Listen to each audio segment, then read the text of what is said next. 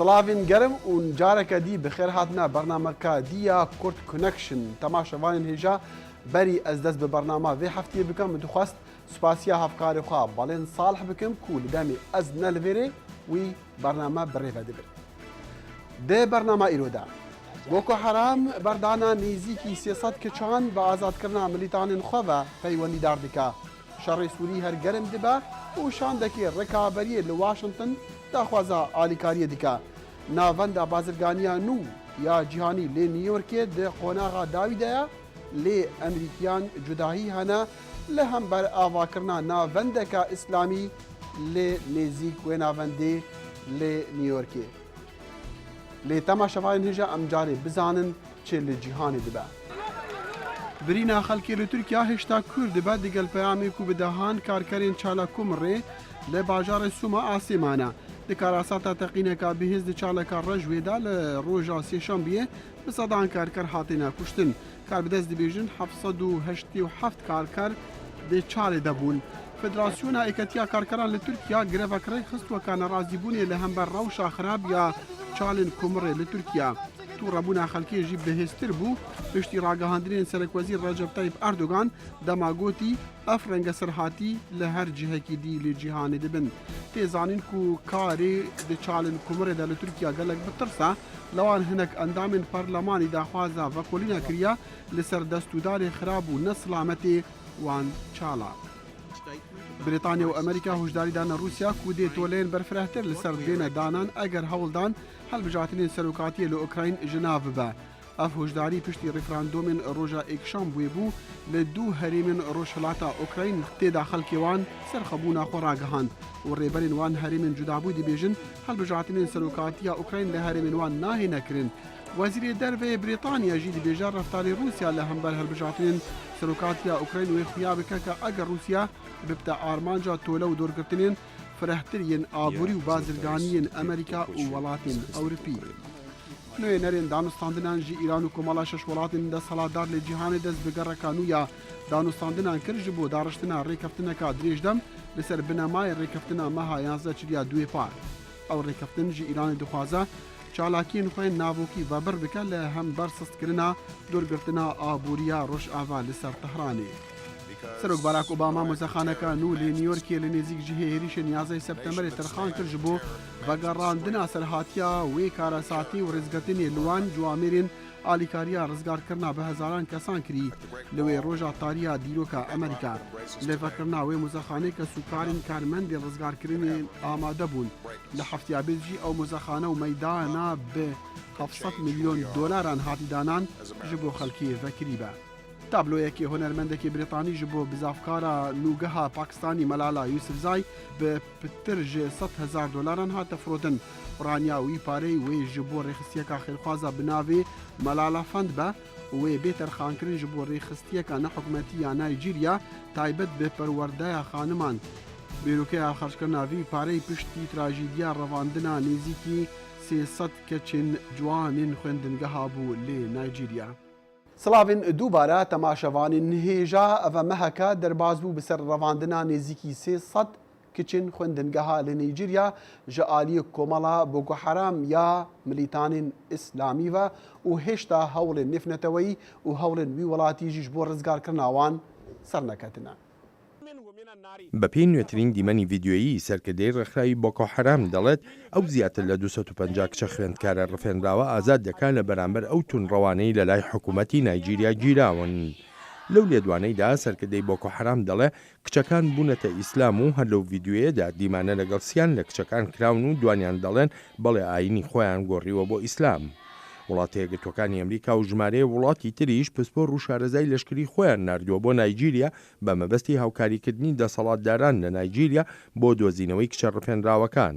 ئەمریکا بێ لە ناردنی تیمێکی پسپۆڕان وێنە سەتەلایتیەکانیش دەدا بە نایجیریا. ئەو 5 کار بەدەستێن وەزارەتا دەربەنە شارەزاین پەیوەندیên استراتیجیک تایبەتمەندên parastina medeniyan û alîkariyên saxlemiyê dehpisporên wezareta berrevaniyê ne herniha li Nîjeryana û alîkariyê dikin di hewlên rizgarkirina girtiyan de her wesa karmendên FBI'ên taybetmendên rizgarkirina biselamet jî. نەتەوە یەکگرتوەکان دەڵێ ڕفاندنی بە کۆمەڵ لەلایەن ڕێکخراوی تونڕەوی بۆکۆ حەرامەوە پێشێلکردنێکی بەڵگەنەویستی مافە بنچینەیەکانی مرۆڤە. نەتەوە یەکگرتوەکان جەخت لە وابەستەی خۆی دەکاتەوە بۆ کۆمەککردنی حکوومەتی نایجیریا تا بتوانێت ئەم کێشەی چارەسەر بکات و بۆ ئەو مەبەستەش نێردراوێکی تایبەتی نردووە بۆ نایجیریا. Ez digel Serok Jonathan axiftim û wî piştrast kir ku her tiştê ji destê dika bo azadkirina girtiyan. Lê wî PTV bi alîkariya zanyariyan heye weka wêneyên satelaytan. Hewlên qeyîmên dijî tîrorê PTV ne li hember gefeya Boko Haram û qaçaxçiyên bi mirovan û bazirganên bank û muxaderatan. Ji bo vêna hevkarî PTV ye. دانیشتوانی نایجیریایی لە شاری نیویۆرک بێزار و ناڕازین لەو ڕەفتارەی بۆکۆ حەرام و هەندێکیان دەڵێن دەبێت بۆکۆ حەرام دەستبەرداری ئەو جۆرە ڕەفتارانە بێت و بە شەرمەزاریەکی نیشتیمانیش ناودێری دەکەن.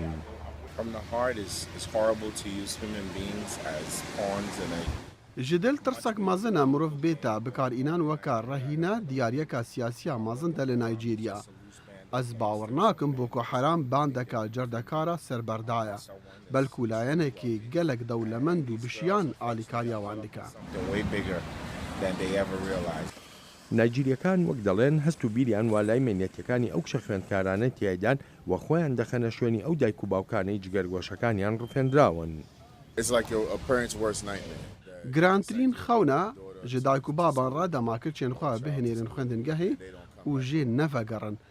Bi sanahî çunku hinek kesan mav daye xwe wan birevînin. û ew dayk û bab tiştekî ji kiçên xwe nizanin ka çi bi serê wan tê. Têne qutan yan dikevin berzê de gaviyan.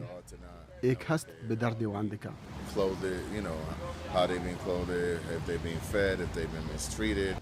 نایجیریەکان هیوادارن کشەکانیان ڕزگار بکرێن جا ئایا هێزە سەربازیەکانی وڵاتەکە خۆی دەیکاتی یان هێزە سەربازیەکانی ئەمریکا دەیکا و دەشڵێن هەر کەسێک یان نایەنێک لە پشت ئەم ڕەفتارەوە بێت دەبێ بدرێتە دادگا و دەشڵێن ئەگەر شەڕیش ڕوو بدا بە ببێ بەڵام کچەکان ڕزگار بکرێن. بەڵێن ساڵح دەنگی ئەمریکا. Li Sûriya hartê û şer germ dibe û hîviyên çareseriyê hêşta nexuyane. Navberiyê vî şerî Lexdar Brahîmî dev ji posta xwe berda weka navberê di nêvbera hikûmet û rekaberiya Sûrî de ji ber ku neşya çareseriyên siyasî û aştiyane bi dest vebîne lê ew dibêje ku ew geşbîne ev şer wê bi dawî were. Sekreterê Giştî yê Netewên Yekbûyî Ban Ki-moon dest ji karberdana İbrahîmî li sî û yekê vê mehê ragihand.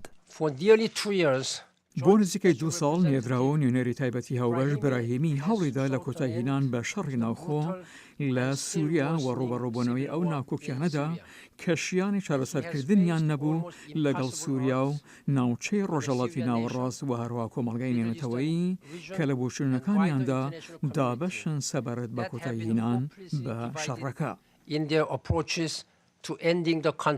Tevî zehmetiyên mezin li demê navberî yê di hewlên çareseriya krîza Sûrî de İbrahîmî geşbîn bû got krîza Sûrî wê bi dawî were. پرسیارەکە ئەوەیە و ئەمە بۆ هەموو ئەو کەسانەی بەرپرسیارەتی و دەسەڵاتیان لە ناوچەکەدا هەیە کە لە بیریان بێت چەند مردووی تر و چەندی وێرانی دەبێت پێش ئەوەی سووریا جارێکەتر ببێتە ئەو سووریای کە دەمان ناسی.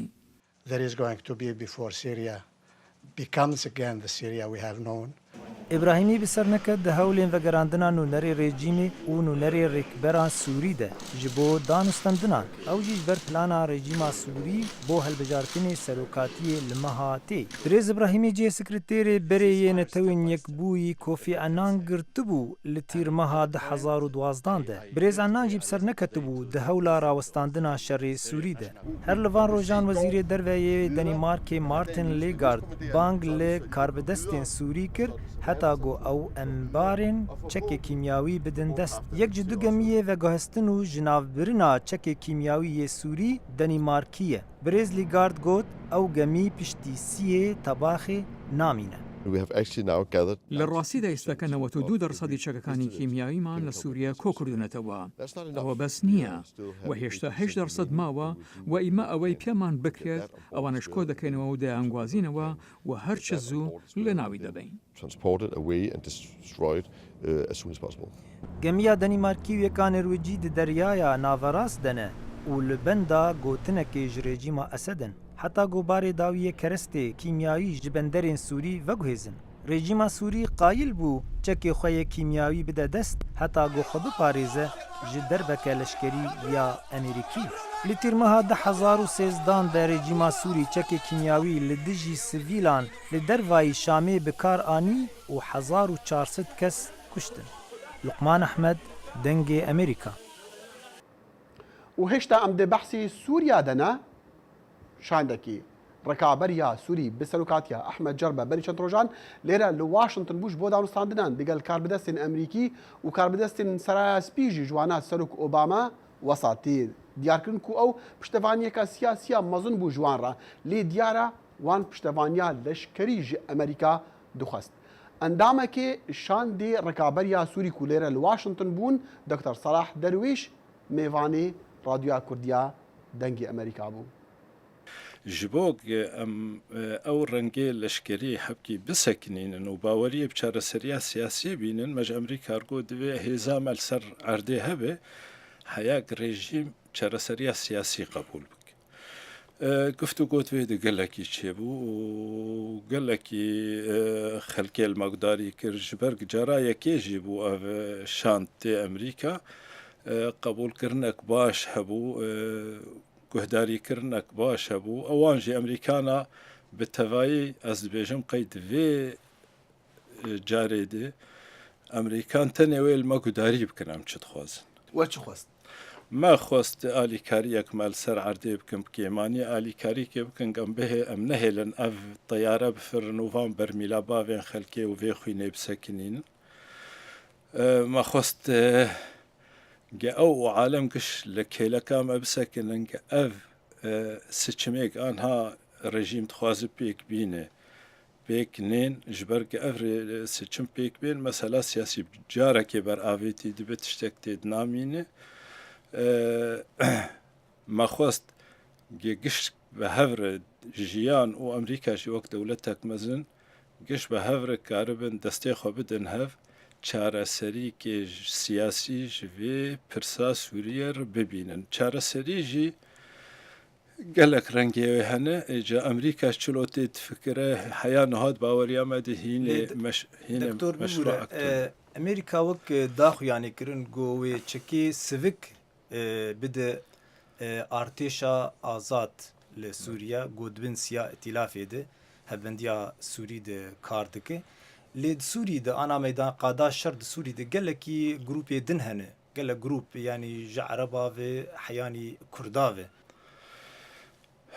gelek grûpê ana li ser erdê hene şer dikin grûpê tîrorî ne grûpê tondin grûpê eşkin mesela Cebhet Nusra heye Ahrar Şam hene mesela Daesh heye evana ev grûpana eger têkiliyê wan û dewletê tune bin jî lê xizmeta dewletê de ji ber hatine simeta şoreşa Sûrî teşwîh dikin. Şoreşa Sûrî bêqîmet dikin. Xelkê ji xwe tirsînin.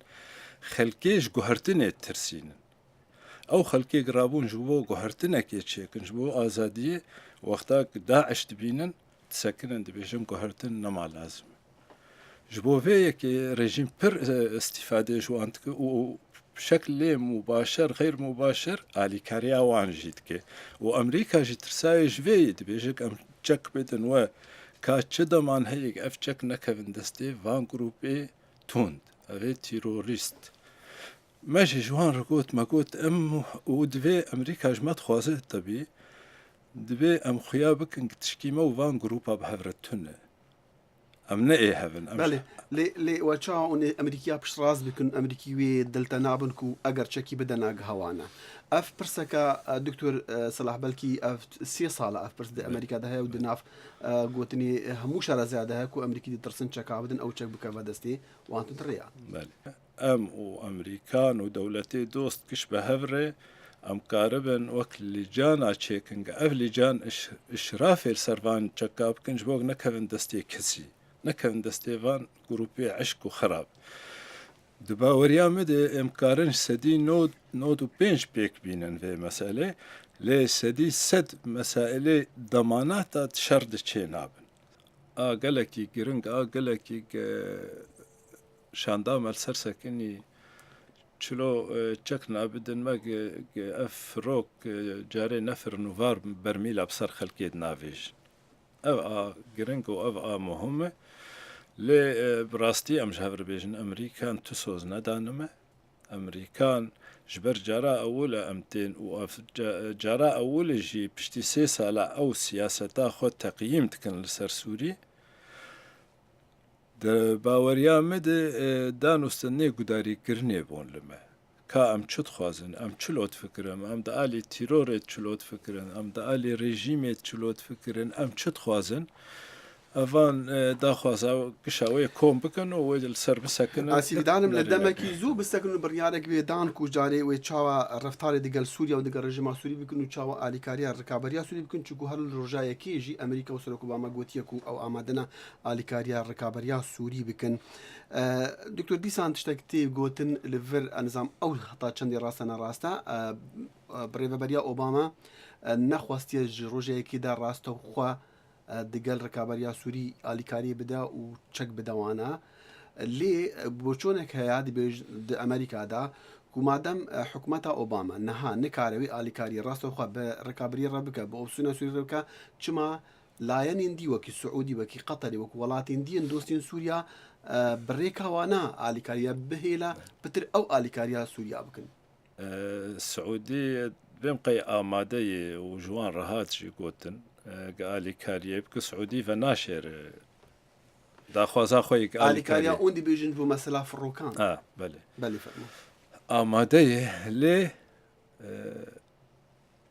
یعنی دخوازک ئەمریکان نەموافقە ینی نەدش بسەکن ji ber ku Emerîkan diş bisekinin ne em Siûdî û ne îmarat û ne Qetar û ne Tirkiye kes nikare sîlah bide muareza Sûrî ji bo vê yekê wek îşaretekê ji Emerîkan dixwazin ku nedijbin eger nedijbin wê karibin alîkariyekê bikin û ev pirs jî li ser em sekinîn me ji wan rigo me got em çek ji we naxwazin hûn bidin me û em cêşî ji we naxwazin hûn bên derbasî Sûriye bibin û leşkerê we li cem bên kuştin lê hûn karibin ne dijbin muarada Sûrî karibe alîkarîkê jîkî dibistî بینەران 11 سپتەمبەرê di bîreweriya Emerîkiyan da hêşta nû ya û ew çaverê dikin qonaxa dawî ya avakirina navenda bazirganiya cîhanî lê New Yorkê li cihê wê ava bidive. Lê Emerîkiyan cudahî hene li hember avakirina navendeka îslamî ku mizgeftek têde ye lê nêzik cihê herîşên 11 سپتەمبەرê lê New York. Gelek nemaye navenda bazirganiya cîhanî ya nû bigihe qonaxa dawî. 13 salan piştî êrişên 11 Septemberê. Sê kolanan nêzik vê navendek Müslümana tê avakirin. Ev navend mizaxane û mizgeftek e lê nakokiya mezin li ser heye. İmam Talib Abdülreşid Serokî Encûmena Rêveberîtiya İslamî divê ev proje rengvedana gişt dîroka İslamê be. Islam itself as one of the three global Abrahamic traditions. ئیسلام بخواوەکە ئێک ji sê باوەڕ û torên İbrahîmî wêne hêjaya ji Musulmanên Amerîka rabigiştî û yê New Yorkê bi taybetî. Depiction of Muslims in America. Di sala 2009 nêrazibûna gelek mezin peyda bû li hember nexşeya danana vê navenda İslamî. Lê li vê demê plan ev bû ku avahiyekê mizgefteka 15 qat bê avakirin. Di nav xwepeşandarên dijî vê projeyê kes û karên qurbaniyên 11 Septemberê bûn. Wan digot avakirina navendek İslamî li tenişt Ground Zero pirsek hêstiyar e. Nerazbûn heye li dijî projeyê nû jî, tevî ku ev piçiktur e. Pamela Geller seroka berevanî azadiyên Amerîkayê. ڕاستیەکەی ئەوەی پێویستە بیبینین ڕاستگۆییە سەبارەت بە جیهاد و دکتۆرینی جیهاد. ئایا ئەم مۆزەخانەیە باسی کۆی 1400 ساڵ شەڕی جیهادی و دەست بە سەرداگرتن و لە ناوبردنی کەلتوری و کۆیلەداری دەکات؟ پێم وانە. بەڕای من ڕووپۆشی ئەمە دەکرێت و بەڕای من شتێکی ئاوا لە گراوند زیرۆ گونجاو نییە هەبێت. دەبێت چاوەڕێ بکەین بزانین پلانەکان چین. Ev xwendekar û profeserên ji Kanada serandana navendê dikin, hatin agahdarkirin li ser durustkirina navendê. Alexander Bain, profesereka vekolînên olî, bawer dike dîroka İslamî gelekî giring e ji civaka Mislimanan re û ji cihanê re. موسڵمانەکان لە ئەمریکا بوونە لە وەتای هاتنی کۆیلەکان. ئەوان لە ناو یەکەم دەستەی ئەمریکایەکان بوون و ئێستاش بەشێکی گرنگ لە کەلتوری ئەمریکا ماونەتەوە. Berpiştî navakirina navendê İslamî tewaya nexşeyên xwe eşkere nekirine û nabêjin ka pereyê wan ji ku derê ye. Li ev rijdin ku avahiyên kevn zû ve bên hilweşandin û li cihê wan ev navenda çandî û kulturî û hunerî ya Musilmanan li cihê wan bê avakirin. Rûken Işık, Dengê Amerîka. û li dawî Washington Monument cihê rêzgirtin û bîreweriya yekem serokê Emerîkî George Washington careke dî li pêşgerîda û mêvanan ved biteve 3 salan piştî girtinawî ji bo çakkirina derzekê ketibûyê li demê erdhejeka li deverê dayê li tebaxa sala 2011. Monument li nîva meydana niştimaniya Washington'a berî 130 salan dest bi avakirina wê hatiye kirin.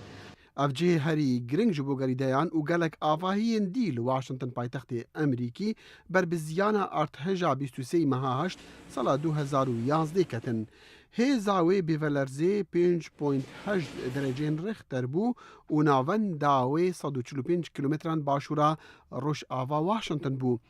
Li nîva meha 5 Gulanê dergehê wê warî bîreweriyê û rêzgirtinê li George Washington yekem serokê Emerîkî li pêş xelkê carekedî hate vekirin. 105 parçeyên borcî hatine guhertin dê projeyê nûjenkirinê de bi 15 milyon dolaran.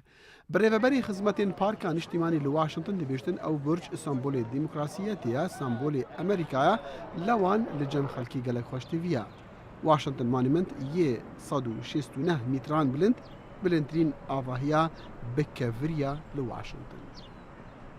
Temaşevanên hêja hêvîdarên efraportên me vê heftê ji were amadekirin bi dilê we bin. Heta heftiya bê dexîlê şemo û stafê bernama Kurt Connection hîviya xweşiyan ji were dike û dikarin vê bername me li ser torê peywendiyên komelayetî temaşe bikin û carê Xuda hafiz.